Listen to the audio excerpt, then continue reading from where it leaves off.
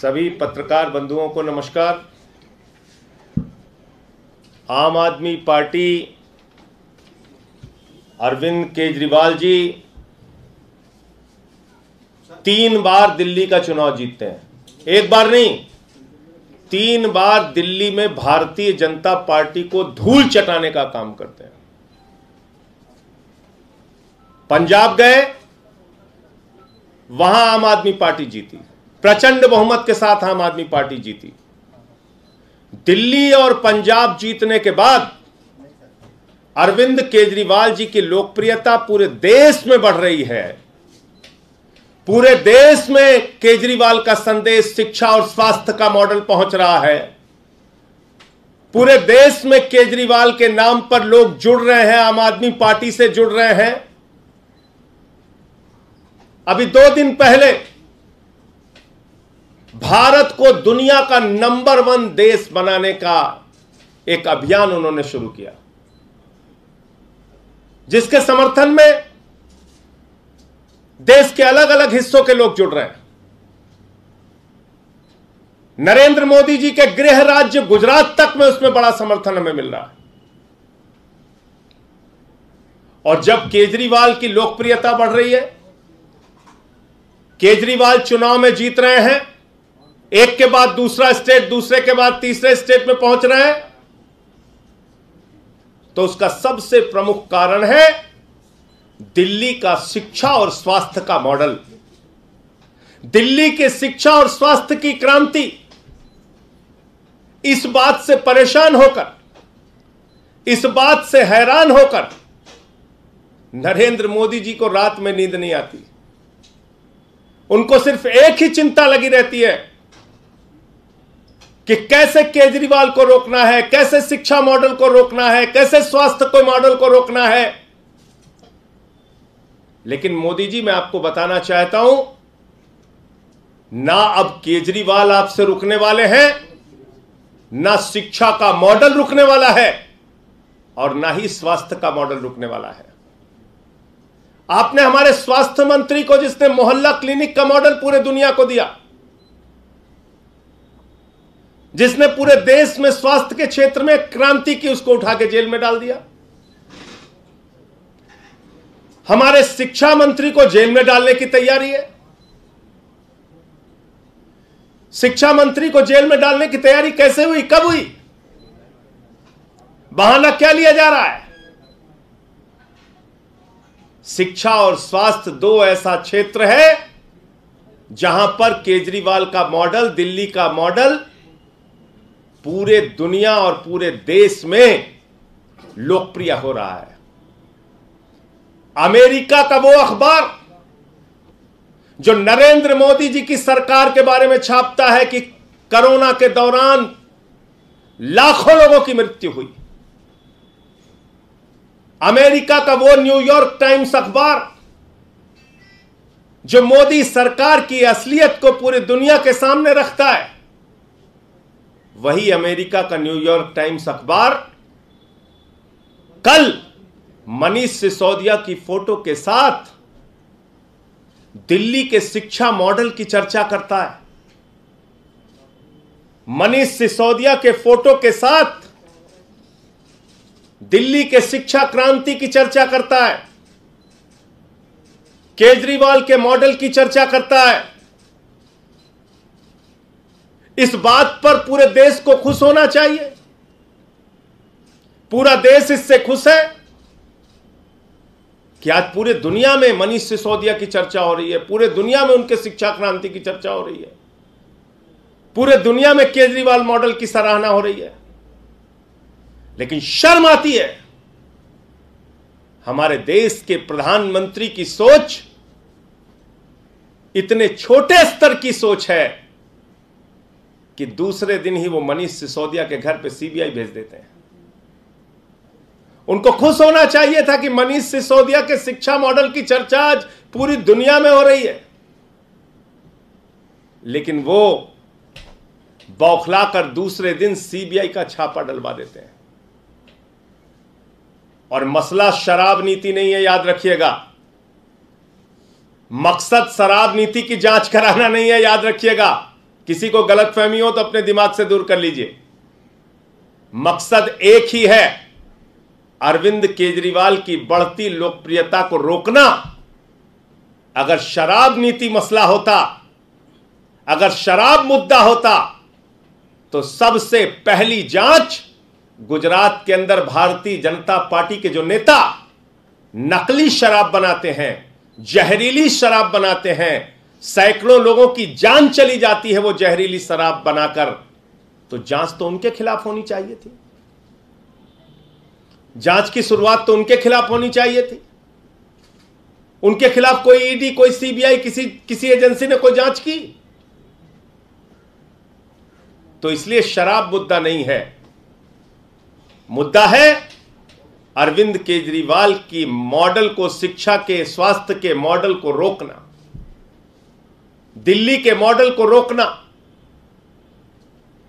लेकिन मैं मोदी जी आपसे बहुत साफ तौर पे कहना चाहता हूं, अपनी इस छोटी सोच से बाहर आइए, बड़े मन से काम कीजिए।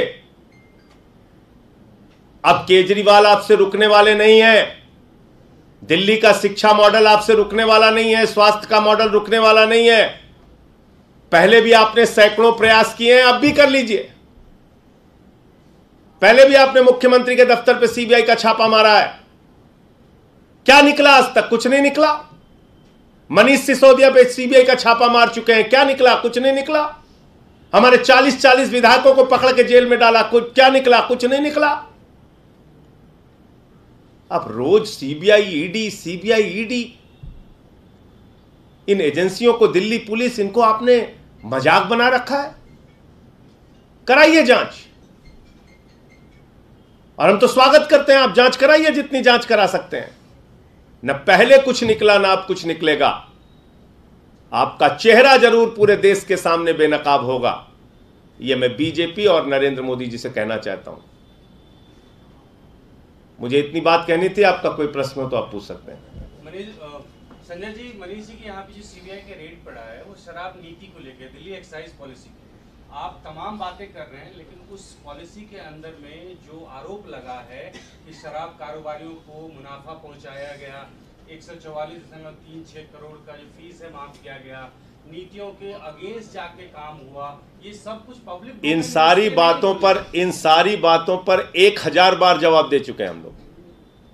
इन सारी बातों का जवाब मनीष सिसोदिया जी दे चुके हैं, पूरी पार्टी दे चुकी है।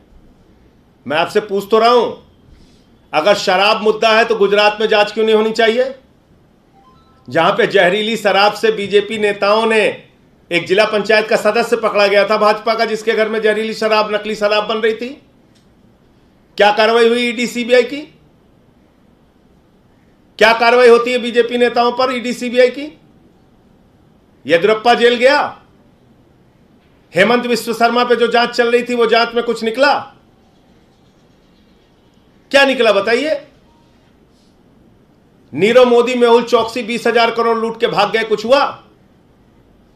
9,000 करोड़ विजय माल्या लूट के भाग गए, कुछ हुआ?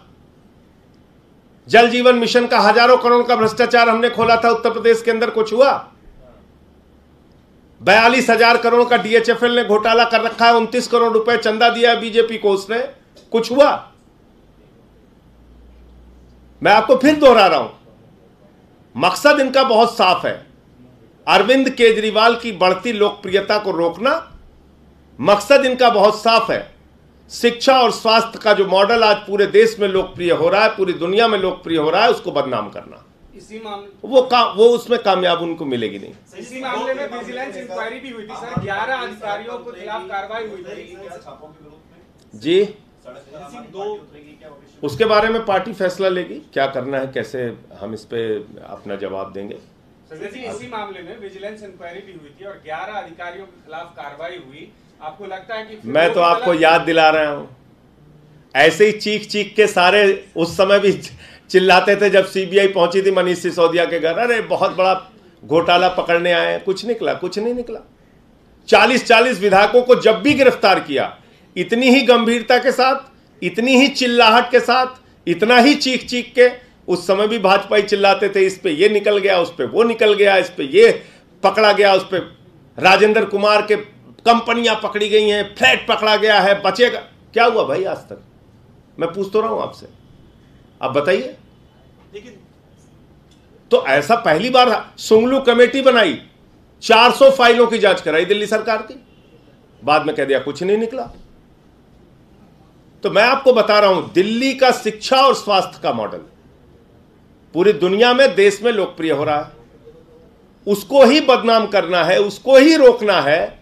एक ऐसी छोटी सोच के प्रधानमंत्री अगर देश में हैं तो शर्म आती है कि वो किस प्रकार से इस देश को आगे ले जाना चाहते हैं, कैसे वो इस देश को आगे बढ़ाएंगे।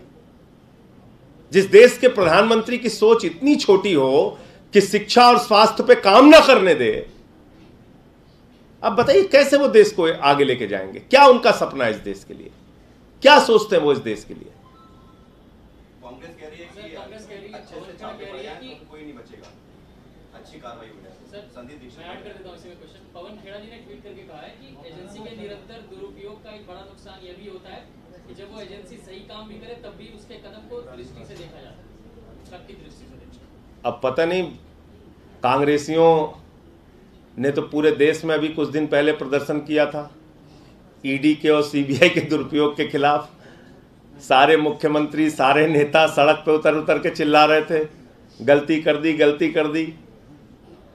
तो कांग्रेसियों का अगर ये दोहरा नजरिया है तो वो अपना वो जाने। संजय सिंह के दो सवाल है। अगर आपका एजुकेशन और हेल्थ मॉडल सक्सेस है, जो ऐसा आप कह रहे हैं, हालांकि अपोजिशन पार्टी ऐसा नहीं मानती, तो ऐसा तो जरूरी नहीं कि अगर दो मॉडल सक्सेस तो बाकी के पॉलिसीज में, बाकी के नीतियों में कोई करप्शन नहीं हुआ होगा। अगर आपको लगता है कि मैंने आपके सामने सिर्फ एक सवाल पूछा जिसका जवाब कोई नहीं दे पा रहा है। एक ही सवाल आपसे पूछा कि अगर वास्तव में शराब मुद्दा है तो जहरीली शराब से जिस गुजरात में 100 लोग से ज्यादा मारे गए, वहां पर किसकी ईडी और सीबीआई की जांच हुई अब तक? बताइए मुझे। कौन सा बीजेपी का नेता पकड़ा गया? बताइए मुझे। बीजेपी, ईडी और सीबीआई जब इनके खिलाफ कार्रवाई करनी होती है तो बीजेपी के खिलाफ वो बिल्कुल पंगु हो जाती है, नहीं नहीं हमें तो कुछ नहीं करना। इसलिए मैं आपको कह रहा हूं ये बात। और क्या अकेले ये पहला मामला है? मैंने आपको गिना तो दिया कि कितनी बार इन लोगों ने कब ईडी, सीबीआई, दिल्ली पुलिस। अरे भाई ये इस प्रकार से काम करते हैं। सोमनाथ भारती का कुत्ता पकड़ने 40 दिल्ली पुलिस वाले गए थे, कह रहे थे उसकी जबड़े की जांच करनी है। आप बताइए, ऐसे लोग हैं ये, इस तरह से काम करते हैं। सर, मनोज तिवारी ने कहा कि आम आदमी पार्टी का ये मॉडस ऑपरेंडी है कि ये इसी तरीके से काम करते हैं। और दूसरा, मनीष जी ने पूर्व लेफ्टिनेंट गवर्नर पर जो सवाल उठाए थे उस पर उन्होंने ये जवाब दिया कि ये सरासर निराधार है। वो पद पर रहते हुए उन्होंने गरिमा मेंटेन की और किसी भी तरीके का उनकी तरफ से गड़बड़ी नहीं हुआ है। तो मनोज तिवारी बगैर जांच के बैजल जी को क्यों क्लीन चिट दे रहे हैं भाई? उनकी क्या साठगांठ है? तो ये तो दोहरा रवैया है। एक तरफ भाजपा कहती है जांच हो जाने दीजिए, क्या फर्क पड़ता है, दूसरी तरफ कहती है नहीं नहीं उनकी जांच नहीं होनी चाहिए। तो किसको किसको हिस्सा मिला है? जांच होने दीजिए। ये कौन सा दोहरा रवैया है? एक तरफ तो कहते हो गर्दन दबा दो, फांसी पे चढ़ा दो, उल्टा लटका दो, और दूसरी तरफ कहते हो कि क्यों जांच होनी चाहिए। संजय जी, कपिल मिश्रा ने जो अखबार अभी आपने दिखाया, इसका फ्रंट पेज और खलीज टाइम्स दोनों का ट्वीट करते हुए कहा है कि ये दोनों पेड खबरें हैं जो आम आदमी पार्टी अपने विस्तार के लिए फैला रही है। तो वो उन्हीं से सवाल पूछेगा। खत्म कर।